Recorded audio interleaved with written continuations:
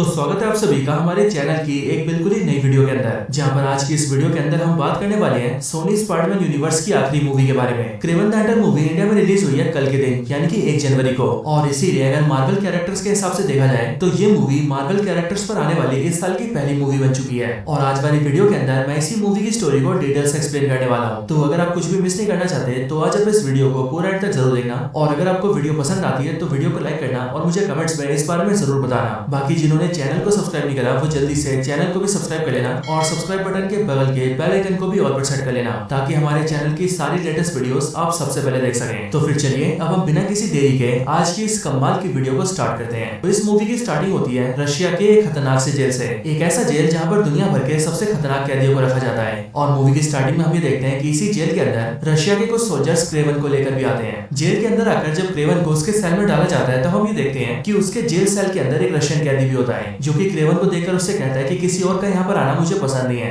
लेकिन उसका जवाब देकर क्रेवन उससे कहता है कि उसे फिक्र करने की जरूरत नहीं है, क्योंकि क्रेवन यहाँ पर 3 दिन से ज्यादा रुकने नहीं वाला है। असल में इसके आगे चल के हमें पता लगता है कि क्रेवन असल में यहाँ पर किसी की तलाश में आया होता है, और वो जिसकी तलाश में आया होता है उसका नाम होता है साइमन। एंड इसीलिए अगले दिन क्रेवन जेल के अंदर साइमन को ढूंढता है और वो साइमन को जान से मार देता है। और ऐसा इसीलिए क्योंकि साइमन जानवरों का शिकार करवाया करता था, और कोई भी इंसान किसी जानवर का शिकार करे ये बात क्रेवन को बिल्कुल भी पसंद नहीं है। लेकिन यहाँ पर क्रेवन जैसे साइमन को जान से मारता है वैसे पुलिस को इस बारे में पता लग जाता है, जिस वजह से पुलिस वाले क्रेवन को पकड़ने आते हैं। लेकिन क्रेवन अपनी पावर्स का इस्तेमाल करके बड़ी आसानी से जेल से बाहर निकल जाता है और उस जेल से कूद के बहुत दूर भाग जाता है। और काफी दूर आने के बाद हम ये देखते हैं कि वहाँ पर क्रेवन का प्लेन होता है, जिस प्लेन के अंदर क्रेवन की एक दोस्त भी होती है, और इसीलिए उसी प्लेन के जरिए क्रेवन वहाँ से उड़ के निकल जाता है। बट उसके बाद ही जो जेल के रशियन सोल्जर्स होते हैं उन्हें क्रेवन की तलाश करते हुए बर्फ में एक आदमी की लाश मिलती है, और जब वो सोल्जर्स उसकी तहकीकात करते हैं तब उन्हें पता लगता है कि असल में ये मरा हुआ आदमी वो कैदी है जिसे पकड़ के उन सोल्जर्स को जेल के अंदर लाना था। यानी कि दोस्तों क्रेवन द हंटर ने इस कैदी को पकड़ के उसे जान से मार दिया और फिर उसकी जगह लेकर वो जेल में आ गया, ताकि जेल के अंदर वो साइमन नाम के कैदी को मार सके, क्योंकि वो जानवरों का शिकार करवाता है। अब इसके बाद कहानी 12 साल पास्ट में जाती है, जहाँ पर हम ये देखते हैं कि 12 साल पहले क्रेवन काफी छोटा होता है एंड उसके साथ उसका छोटा भाई भी होता है। क्रेवन का असली नाम सर्गे होता है और उसके छोटे भाई का नाम दिमित्री होता है, और ये दोनों इस टाइम पर स्कूल में पढ़ा करते हैं। लेकिन उनके स्कूल के टाइम पर ही अचानक से उन्हें लेने के लिए उनके फादर आते हैं। हमें पता लगता है कि जो सर्गे और दिमित्री के फादर है उसका नाम निकोलाई क्रेवनॉफ है, और ये निकोलाई क्रेवनॉफ असल में एक बहुत ही बेरहम इंसान है जिसे कमजोर लोग बिल्कुल भी पसंद नहीं है। इसके साथ ये निकोलाई खुद को बहुत ही स्ट्रॉन्ग आदमी समझता है, और अगर बात करें इसके बिजनेस की तो ये जानवरों का शिकार करके उन्हें सप्लाई करता है, और ये काम कर करके इसने बहुत पैसा कमाया होता है। इसके साथ ही जानवरों का शिकार करना निकोलाई को बहुत ज्यादा पसंद होता है। अब ये निकोलाई जब अपने दोनों बेटों को लेने आता है तब उन्हें कार में बिठाकर वो उन दोनों से कहता है कि असल में आज उन दोनों की मदर की मौत हो गई है, लेकिन वो ये चाहता है कि उसके दोनों बेटे उसकी मदर की मौत पर रोए ना। और ऐसा इसीलिए क्योंकि उसके हिसाब से उन दोनों की जो मदर थी यानी कि निकोलाई की वाइफ वो एक बहुत ही कमजोर इंसान थी, और उसकी कमजोरी की वजह से उसकी मौत हुई है। और फिर दोस्तों यहीं पर इस स्टोरी में हम ये देखते हैं कि ये जो निकोलाई क्रेवनॉफ की वाइफ होती है उसकी मौत का रीजन ये निकोलाई होता है, क्योंकि इसने अपनी वाइफ को बहुत ज्यादा टॉर्चर किया होता है और इसीलिए इसकी वाइफ मर जाती है। लेकिन अब यहाँ प्रेजेंट टाइम में निकोलाई अपने दोनों बेटों से कहता है कि उन दोनों को अपनी मदर की मौत का गम भुलाना होगा, और इसके साथ ही आज वो उन दोनों को अफ्रीका के जंगल ले जा रहा है ताकि वो दोनों भी आज उसके साथ मिलकर शेर का शिकार करें। और निकोलाई के हिसाब से ऐसा करके उसके दोनों बेटे स्ट्रॉन्ग हो जाएंगे। अब इसके बाद ही दोस्तों निकोलाई अपने दोनों बेटों को लेकर सीधा अफ्रीका निकल जाता है ताकि वो लोग शेर का शिकार कर सकें। एंड फिर इसके बाद सीन शिफ्ट होता है और हम सीधा अफ्रीका के टांजानिया कंट्री को देखते हैं। यहाँ टांजानिया के अंदर हम एक लड़की से मिलते हैं जिसका नाम होता है कैलिप्सो। ये कैलिप्सो इस टाइम पर अपनी नानी के साथ होती है, और यहीं पर ही हमें पता लगता है कि कैलिप्सो की नानी असल में एक टैरो कार्ड रीडर है एंड उसे अफ्रीकन जंगलों की जड़ी बूटियों की काफी समझ है। इसके साथ ही कैलिप्सो की नानी उसे एक छोटी सी शीशी भी देती है, और वो कैलिप्सो को शीशी देते हुए कहती है कि इस वाली शीशी के अंदर एक ऐसा खास नुस्खा है जो नुस्खा सिर्फ वो और उसके परिवार के लोग ही बना सकते हैं, और ये नुस्खा कैलिप्सो की नानी के खानदान का सीक्रेट है। लेकिन जब कैलिप्सो उनसे पूछती है कि आखिरकार इसके अंदर ऐसा खास क्या है, तब कैलिप्सो की नानी उसे बताती है कि इस वाले नुस्खे के अंदर ऐसी खास पावर है कि ये किसी के भी जख्मों को पलक झपकते ही ठीक कर सकता है। यहाँ तक कि अगर कोई इंसान मर भी रहा हो तो ये उसे फिर से ठीक कर सकती है। और फिर ये बोलने के बाद ही कैलिप्सो की नानी उसे नुस्खा दे देती है, और फिर वो कैलिप्सो से कहती है कि इसका इस्तेमाल तब करना जब तुम्हें बहुत ज्यादा जरूरत हो। अब इसी टाइम पर दूसरी तरफ हम ये देखते हैं कि निकोलाई क्रेवनॉफ अपनी टीम और अपने दोनों बेटों को लेकर अफ्रीका के जंगल में आ जाता है ताकि यहाँ पर वो लोग शेर का शिकार कर सके। यहीं पर ही निकोलाई अपने दोनों बेटों को बताता है कि आज यहाँ पर वो लोग असल में खास तरह के शेर को मारने आए हैं, और जिस शेर का वो आज शिकार करने आए हैं वो साइज में काफी बड़ा, काफी खूंखार और काफी पावरफुल है, और आज तक उस शेर का कोई भी शिकारी शिकार नहीं कर पाया है। यहाँ तक कि उस शेर ने अब तक 2000 से भी ज्यादा लोगों को जान से मार दिया है। इसके साथ ही निकोलाई अपने दोनों बेटों को बताता है कि उस शेर का नाम जार है, और वो लोग अब यहाँ से तब तक नहीं जाएंगे जब तक वो यहाँ पर जार का शिकार नहीं कर लेते। अब दोस्तों इसी टाइम पर जब निकोलाई और उसके आदमी जार का शिकार करने के लिए उसे ढूंढ रहे होते हैं, तब यहीं पर ही निकोलाई से मिलने के लिए एक आदमी आता है जिसका नाम होता है एलेक्सी। और ये एलेक्सी निकोलाई से मिलकर उससे उससे कहता है कि वो भी एक शिकारी है और उसने निकोलाई के बारे में काफी अच्छी बातें सुनी है और इसीलिए वही चाहता है कि निकोलाई उसके साथ एक डील कर ले एंड डील के अंदर वो लोग पार्टनर्स बन जाए। बट ये बात सुनकर निकोलाई अलेक्सी का मजाक उड़ाता है और वो अलेक्सी से कहता है कि वो बहुत ही कमजोर है एंड इसीलिए निकोलाई किसी भी कमजोर के साथ कोई डील नहीं करता है और फिर ये बोलकर वो अलेक्सी को वहां से भेज देता है। लेकिन यहाँ पर हम ये देखते हैं कि अलेक्सी को निकोलाई की बातें बिल्कुल भी अच्छी नहीं लगती और इसीलिए वो निकोलाई से नफरत करने लगता है। लेकिन इसी टाइम पर दूसरी तरफ हम ये देखते हैं कि निकोलाई के दोनों बेटे यानी कि सर्गे और दिमित्री उनसे काफी दूर हो जाते हैं। पर सभी से दूर होकर सर्गे और दिमित्री ये देखते हैं कि वो दोनों ही अपने फादर से काफी दूर है और इसीलिए वो अपने फादर को ढूंढने जाते हैं। लेकिन इसी टाइम पर उन दोनों के सामने जार आ जाता है यानी कि वही शेर जिसका शिकार करने ये लोग यहाँ पर आए हैं। अब जार को देखकर सर्गे अपने छोटे भाई दिमित्री को पीछे कर देता है और वो खुद जार के सामने बंदूक तान देता है। लेकिन सर्गे के मन में जानवरों को लेकर हमदर्दी होती है और इसीलिए वो उसे मारता नहीं है और अपनी बंदूक को नीचे कर लेता है। लेकिन अब क्योंकि जार बहुत ही ज्यादा खूंखार था इसीलिए वो सर्गे पर अटैक कर देता है और उसके आधे शरीर को नोच देता है। लेकिन इसी टाइम पर ये सारी आवाजें सुनकर निकोलाई और उसकी टीम भी वहां पर आ जाती है और निकोलाई अपने सामने जार को देखकर उस पर 2-3 गोलियां चलाता है। लेकिन हम ये देखते हैं कि उसकी गोलियों का जार पर कोई असर नहीं होता और इसलिए जार नाम का शेर सर्गे को अपने मुंह से पकड़ता है और उसे घसीटकर बहुत दूर ले आता है। लेकिन किस्मत से इसी टाइम पर कैलिप्सो अपने मदर फादर के साथ गाड़ी से वहां से जा रही होती है और इसीलिए वो अपनी गाड़ी से सर्गे और जार को देख लेती है, जिस वजह से वो गाड़ी से उतर के सीधा सर्गे के पास जाती है एंड वो ये नोटिस करती है कि जार नाम के शेर ने सर्गे को बुरी तरह से घायल कर दिया है। लेकिन कैलिप्सो के वहां पर आते ही जार सर्गे को छोड़ देता है और वो वहां से चला जाता है, जिसके बाद ही कैलिप्सो सर्गे की हालत देखकर अपनी नानी का दिया हुआ नुस्खा उसे पिला देती है। इसके साथ ही दोस्तों जार के वहां से जाने से पहले हम ये देखते हैं कि जार की बॉडी का एक बूंद खून भी सर्गे की बॉडी के अंदर चला जाता है और इसीलिए जैसे कैलिप्सो ने सर्गे को नुस्खा पिलाया होता है वैसे वो नुस्खा सर्गे की बॉडी के अंदर जार के ब्लड से मिल जाती है और सर्गे की बॉडी में जानवरों की एक कमाल की पावर आ जाती है। हालांकि इसके बाद ही सर्गे का फादर निकोलाई उसे ढूंढ लेता है और वो उसे सीधा हॉस्पिटल लेकर जाता है। लेकिन हॉस्पिटल के अंदर डॉक्टर्स जब सर्गे को देखते हैं तब उसका टेस्ट करके उन्हें पता लगता है कि सर्गे मर चुका है। लेकिन तभी अचानक से नुस्खे का चमत्कार होता है और सर्गे की बॉडी के सारे जख्म देखते देखते भर जाते हैं और सर्गे ठीक हो जाता है। सर्गे के ठीक होते उसका फादर निकोलाई उसे अपने घर ले जाता है और घर लाकर निकोलाई अपने बेटे सर्गे को दीवार दिखाता है, जहाँ दीवार पर सर्गे देखता है कि वहाँ पर उसके बाप निकोलाई ने शेर के सर को काट कर लटका दिया था और उस शेर के सर को दिखाकर निकोलाई सर्गे से कहता है कि यह वही जार नाम का शेर है जिसने तुम्हें घायल किया था और क्योंकि इसने तुम पर हमला किया था इसीलिए मैंने इसकी यह हालत कर दी। इसके साथ ही निकोलाई सर्गे से यह भी बोलता है कि मैं ये चाहता हूँ कि अब तुम अपनी पढ़ाई को यहीं पर रोक दो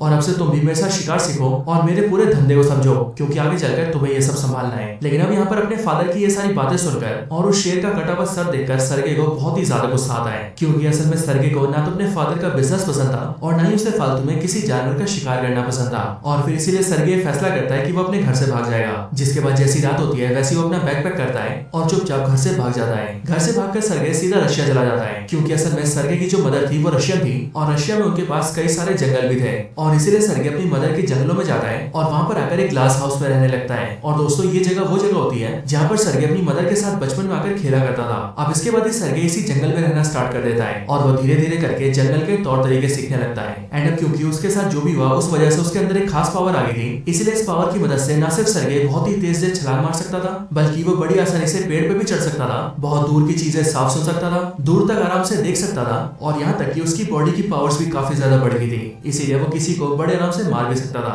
अब यहाँ जंगल में रहने के दौरान ही सर्गे एक दिन ये देखता है कि उसके उसी जंगल में कुछ शिकारी आकर जानवरों का शिकार करते हैं और जानवरों को जान से मारते हैं। ये चीज देखकर सर्गे को बहुत गुस्सा आता है और इसलिए वो सीधा उन शिकारियों के पास जाता है और वो उन्हें जान से मार देता है ताकि वो लोग जानवरों को ना मार सके। और फिर दोस्तों सर्गे इसी तरह से जंगल में रहता है और इस जंगल के जानवरों को बचाने के लिए सारे शिकारियों को मारता है और फिर यहीं पर ही वो अपना नया नाम रखता है जो कि होता है क्रेवन। अब इसके बाद स्टोरी एंड होती है और कहानी सीधा प्रेजेंट में आती है। प्रेजेंट टाइम के अंदर हम ये देखते हैं कि सर्गे यानी कि क्रेवन अपने शीशे वाले घर में आ जाता है। हालांकि दोस्तों इसी टाइम पर वो ये देखता है कि उसे जंगल के अंदर से काफी गाड़ियों की और काफी बंदूकों की आवाज आ रही है और इसीलिए जब वो उस जगह पर आता है तब वो ये देखता है कि कई सारे शिकारी उस जंगल से जानवरों का शिकार करके ले जा रहे हैं और इसीलिए ये देखकर क्रेवन को बहुत गुस्सा आता है एंड वो उन सारे शिकारियों को जान से मार देता है। अब दोस्तों इसके बाद ही हम ये देखते हैं कि क्रेवन के पास एक किताब होती है, एक ऐसी बुक जिसके अंदर उसने कई सारे लोगों का नाम लिख रखा होता है और यहीं पर ही हमें पता लगता है कि इस बुक में उसने जिनका भी नाम लिखा है वो सभी असल में उसके फादर जैसे ही शिकारी हैं जो कि जानवरों का शिकार करते हैं और इसीलिए क्रेवन की लाइफ का ही मकसद है कि वो उन सारे शिकारियों को जान से मार दे। लेकिन इन सारे जानवरों के शिकारियों की जो संख्या होती है वो 100 से भी ज्यादा होती है, यानी कि क्रेवन ने अपनी बुक के अंदर 100 से भी ज्यादा लोगों का नाम लिखा होता है और इसीलिए वो एक एक करके इन सबको जान से मार रहा है। यहाँ तक कि मूवी की स्टार्टिंग में उसने रशियन जेल में जाकर जिस साइमन को मारा था उस साइमन का नाम भी इसकी बुक के अंदर था।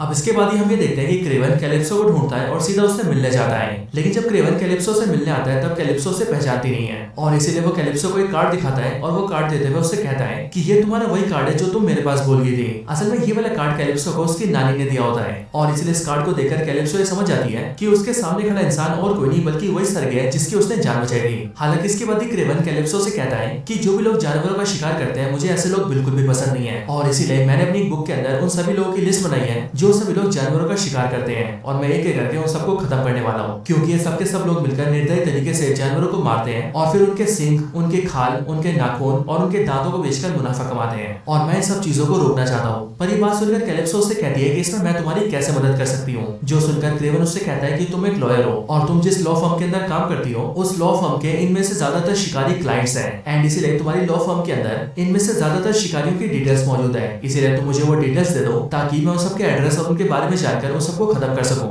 अब ये बात सुनकर कैलिप्सो मान जाती है, जिसके बाद ही वो दोनों ये डील कर लेते हैं। इसके बाद ही कहानी शिफ्ट होती है और हम सीधा एलेक्सी को देखते हैं। और दोस्तों ये एलेक्सी वही इंसान है जो कि आज से बहुत साल पहले निकोलाई क्रेवनॉफ से मिलकर उसके साथ पार्टनरशिप करने आया था, लेकिन इसके कमजोर होने की वजह से निकोलाई ने इसे भगा दिया था। अब असल में एलेक्सी भी एक शिकारी था जो कि जानवरों का शिकार करके उन्हें सप्लाई करता था, और इसीलिए वो निकोलाई के साथ काम करना चाहता था। लेकिन जब निकोलाई ने उसकी बेइज्जती करके उसे भगाया तब उसे बहुत बुरा लगा, और इसीलिए एलेक्सी डॉक्टर माइल्स नाम के एक साइंटिस्ट से मिला जिसने कि उसे ताकतवर करने के लिए उसके ऊपर एक्सपेरिमेंट किया, और उस साइंटिस्ट के एक्सपेरिमेंट की वजह से एलेक्सी बन गया राइनो। लेकिन असल में राइनो में तब्दील होना एलेक्सी के हाथ में था, जिसके लिए उसके पास एक बैग था, एंड उस बैग के अंदर वो एक खास तरह की हवा या फिर लिक्विड को कैरी करता था, और उसी चीज को वो एक पाइप के जरिए अपनी बॉडी में डालता था। इसीलिए जब तक ये पाइप उसकी बॉडी से जुड़ी रहती थी तब तक एलेक्सी इंसान रहता था, और जैसे वो इस पाइप को हटाता था वैसे वो राइनो बन जाता था। हालांकि एलेक्सी राइनो बनकर इसीलिए नहीं रहना चाहता था क्योंकि राइनो बनने पर उसकी बॉडी को बहुत दर्द होता था, जिस वजह से एलेक्सी राइनो तभी बनता था जब उसे जरूरत होती थी। अब यहाँ पर हम एलेक्सी को यानी कि राइनो को उसके अड्डे पर देखते हैं, जहाँ पर उसका खास आदमी उससे कहता है कि असल में आजकल क्रेवन द हंटर नाम का एक आदमी बहुत फेमस हो रहा है, और हम जैसे लोग जो कि जानवरों का शिकार करते हैं ये क्रेवन द हंटर उन्हें जान से मार देता है। इसीलिए बॉस इस क्रेवन द हंटर से आपको भी खतरा है, और इसीलिए इससे पहले क्रेवन द हंटर हमें मारे हम लोग इस क्रेवन द हंटर को मार देते हैं। और अब क्रेवन द हंटर को मारने के लिए राइनो एक खास तरह के आदमी को बुलाता है, जिस आदमी का नाम होता है फॉरेनर। और फिर अगले सीन के अंदर हम इस फॉरेनर को देखते हैं जो कि असल में एक ऐसा इंसान होता है जो कि ना सिर्फ बहुत ही तेजी से मूव कर सकता है बल्कि इसके अलावा ये किसी की आंखों में देखकर उसे हिप्नोटाइज भी कर सकता है। और अब राइनो इसी फॉरेनर के साथ मिलकर क्रेवन द हंटर को मारने वाला है। अब इसके बाद ही हम सीधा क्रेवन को देखते हैं, जहाँ पर क्रेवन को उसके छोटे भाई का फोन आता है, एंड वो उससे कहता है कि उसका बर्थडे है इसीलिए उसे आना ही पड़ेगा। इसके बाद ही क्रेवन भी अपने छोटे भाई के बर्थडे में उससे मिलने जाता है, जहाँ पर उन दोनों के फादर निकोलाई क्रेवनॉफ भी आते हैं। और यहाँ पर हम इस चीज को नोटिस करते हैं कि क्रेवन समय समय पर अपने छोटे भाई दिमित्री से तो मिलने आता है, बट उसे अभी भी अपने फादर से मिलना पसंद नहीं है। लेकिन क्रेवन का फादर निकोलाई हमेशा उससे कहता है कि वो फिर से घर लौट आए और उन सबके साथ रहने लगे, लेकिन क्रेवन कभी भी इस बात के लिए राजी नहीं होता है। अब इसके बाद ये लोग बर्थडे पार्टी को एंजॉय करते हैं और रात होने पर ये लोग सो जाते हैं। लेकिन जब सुबह क्रेवन उठता है तब वो ये देखता है कि उसका छोटा भाई उसके कमरे से गायब हो चुका है, और इसीलिए जब वो जल्दी से बिल्डिंग के नीचे देखता है तब उसे पता लगता है कि कुछ गुंडों ने उसके छोटे भाई को किडनैप कर लिया है, और वो इस टाइम पर उसके छोटे भाई को गाड़ी में डालकर उसे वहां से ले जा रहे हैं। ये देखकर क्रेवन जल्दी से उस गाड़ी का पीछा करता है और उस गाड़ी पर अटैक करके अपने छोटे भाई को छुड़ाने की कोशिश करता है। लेकिन कुछ टाइम बाद ही वो गुंडे गाड़ी से निकलते हैं और सीधा हेलीकॉप्टर में घुस जाते हैं, और हेलीकॉप्टर के जरिए क्रेवन के छोटे भाई दिमित्री को वहां से ले जाते हैं, जिस वजह से क्रेवन भी उन्हें पकड़ नहीं पाता है। अब ये चीज देखकर क्रेवन को बहुत गुस्सा आता है, और इसीलिए वो सीधा कैलिप्सो के पास जाता है, और वो कैलिप्सो को उन सारे गुंडों की डिटेल देकर उससे कहता है कि वो किसी भी तरह से उन सारे गुंडों का पता लगाए, जिसके बाद कैलिप्सो भी उन सारे गुंडों के बारे में पता करने लगती है।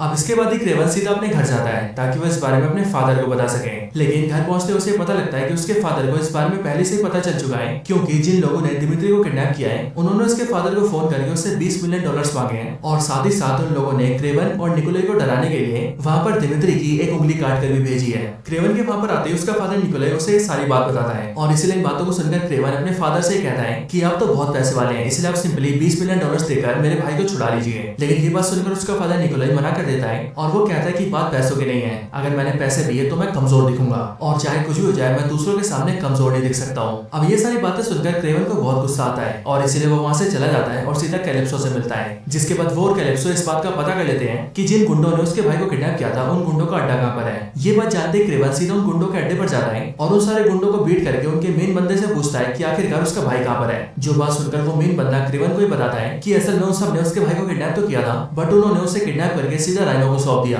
क्योंकि राइनो ने उसे एक काम करवाया था। अब इसी टाइम पर हम ये देखते हैं कि राइनो के कुछ आदमी दूर से इन सब पर ध्यान रख रहे थे, और इसीलिए वो लोग इस टाइम पर इस पूरे अड्डे पर मिसाइल से फायरिंग करवा देते हैं ताकि इन सारे गुंडों के साथ साथ क्रेवन भी मारा जाए, लेकिन क्रेवन इन सबसे बच जाता है। इसके बाद ही दूसरी तरफ हम ये देखते हैं कि क्रेवन का छोटा भाई दिमित्री इस टाइम पर राइनो के साथ ही होता है, और यहीं पर ही राइनो दिमित्री से कहता है कि वो क्रेवन को फोन करके उसे यहाँ पर बुलाए, जिसके बाद दिमित्री क्रेवन को फोन करता है और वो क्रेवन से अपने आप को बचाने के लिए कहता है। जिसके बाद जैसे ही क्रेवन ये बात सुनता है वैसे क्रेवन भी सीधा तैयार होकर राइनो के बताए हुए लोकेशन पर पहुंच जाता है। लेकिन अब जब क्रेवन यहाँ पर राइनो और फॉरेनर से लड़ने आता है तब हम ये देखते हैं कि इस टाइम पर ये लोग पूरी तरह से तैयार होते हैं और इसीलिए ये लोग पहले तो क्रेवन की बॉडी पर काफी सारे पॉइजन के डांट मारते हैं जिससे क्रेवन काफी कमजोर हो जाता है और फिर वो लोग क्रेवन को बुरी तरह से घायल कर देते हैं। इसके बाद जो फॉरेनर होता है वो क्रेवन को गोली से मारने वाला होता है कि तभी उसी टाइम पर वहाँ पर कैलिप्सो आ जाती है और वो अपना तीर चलाकर सीधा फॉरेनर की आंख में घुसा देती है जिससे कि फॉरेनर की वहीं पर मौत हो जाती है। इसके बाद कैलिप्सो ये देखती है कि क्रेवन की हालत बहुत खराब हो चुकी है और इसीलिए वो अपनी नानी का बताया हुआ दूसरा नुस्खा निकालती है और उसे भी क्रेवन को पिला देती है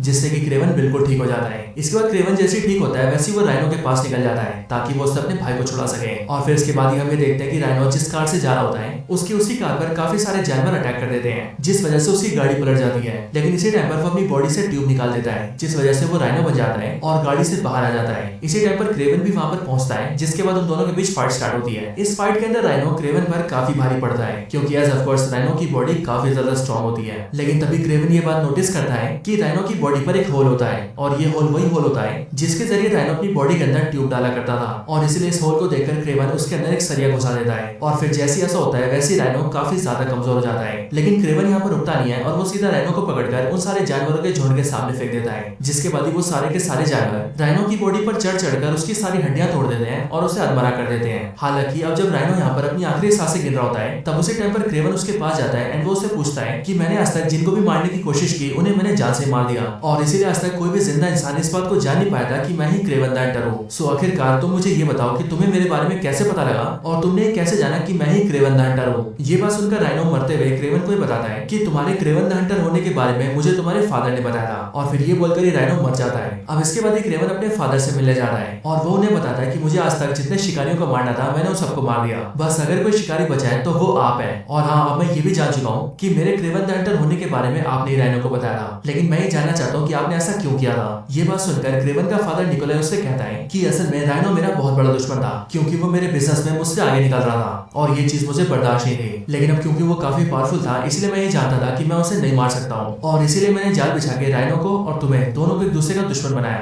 ताकि तुम दोनों एक दूसरे से लड़ो और लड़ाई में तुम राइनो को मार दो क्योंकि मैं जानता था कि तुम राइनो को मार सकते हो। और हाँ, रही बात मेरी, तो अगर तुम मुझे मारना चाहते हो तो मुझे मार सकते हो। लेकिन अपने फादर की बात सुनकर क्रेवन उन्हें मारता नहीं है और वो वहाँ से उठकर जाने लगता है। लेकिन इसके बाद ही हम ये देखते हैं कि जंगल से एक भालू निकलता है और वो क्रेवन के सामने क्रेवन के फादर पर अटैक करके उन्हें जान से मारने लगता है। उस भालू से बचने के लिए क्रेवन का फादर अपनी गन निकालता है लेकिन वो ये देखता है कि उसकी गन के अंदर एक भी बंदूक नहीं है और फिर इसके बाद हम क्रेवन को देखते हैं जिसने उस गन की सारी बंदूकें निकाल ली थी। यानी कि दोस्तों यहाँ पर क्रेवन ने डायरेक्टली तो अपने फादर को नहीं मारा लेकिन उसी ने अपने फादर को भालू से मरवाया है। और अब इसी तरह से क्रेवन द हंटर उन सारे शिकारियों को मार देता है जो कि जानवरों का शिकार किया करते थे। अब इसके बाद ही दोस्तों एक साल बीत जाते हैं और एक साल बाद जब फिर से डिमित्री का बर्थडे आता है तब क्रेवन उससे मिलने के लिए जाता है। लेकिन वहाँ पर वही देखता है कि उसके भाई दिमित्री ने उसके फादर का काम स्टार्ट कर दिया है, यानी कि अब दिमित्री भी जानवरों का शिकार करवाता है और उन्हें सप्लाई करता है। ये चीज देखकर क्रेवन दिमित्री को रोकने की कोशिश करता है बट ये चीज देखकर दिमित्री अपने कई सारे रूप बदलता है और वो अपने भाई क्रेवन को खुद से दूर रहने के लिए कहता है। और फिर दोस्तों हमें पता लगता है कि क्रेवन का भाई दिमित्री कमेलियन बन चुका है और ये कमेलियन उसी साइंटिस्ट की मदद से बना है जिस साइंटिस्ट की मदद से एलेक्सी राइनो बना था। लेकिन अब ये कमेलियन यानी कि दिमित्री क्रेवन से कहता है कि उसे इस टाइम पर घर जाना चाहिए क्योंकि उनके फादर ने उसके लिए कुछ सामान छोड़ा है। और फिर ये सुनकर जब क्रेवन अपने घर जाता है तब वो देखता है कि उसके फादर ने मरने से पहले उसके लिए हंटर्स वाला जैकेट छोड़ा है और इसलिए यहाँ पर क्रेवन अपने फादर के इस गिफ्ट को एक्सेप्ट करता है और फिर इस जैकेट को पहनकर वो बनता है क्रेवन द हंटर। और फिर दोस्तों इसके साथ ये मूवी यहीं पर ही खत्म हो जाती है। और यहीं पर ही मैं आपको ये भी बता दूं कि इस मूवी के अंदर कोई भी पोस्ट क्रेडिट सीन नहीं है क्योंकि अब इस मूवी के साथ सोनी का स्पाइडरमैन यूनिवर्स ऑफिशियली एंड हो चुका है। वैसे दोस्तों आपको ये वाली वीडियो कैसी लगी ये आप मुझे कमेंट्स के अंदर जरूर बताना। बाकी वीडियो पसंद आई हो तो वीडियो को लाइक करना, चैनल को सब्सक्राइब नहीं करा तो अभी कभी सब्सक्राइब कर लेना और ऐसी और भी कमाल की वीडियोस को देखने के लिए हमारे चैनल को चेकआउट करना। बाकी मैं मिलता हूँ आपसे ऐसी किसी और बेहतरीन वीडियो में, तब तक के लिए गुड बाय।